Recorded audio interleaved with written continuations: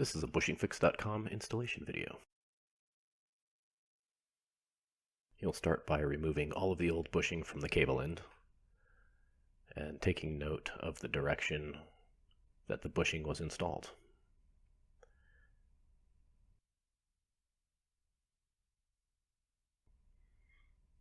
Place the bushing on the cable end opening and use the red installation driver to press the bushing into place. If you can't do this by hand, you can use pliers to make it easier. Shouldn't require a lot of force.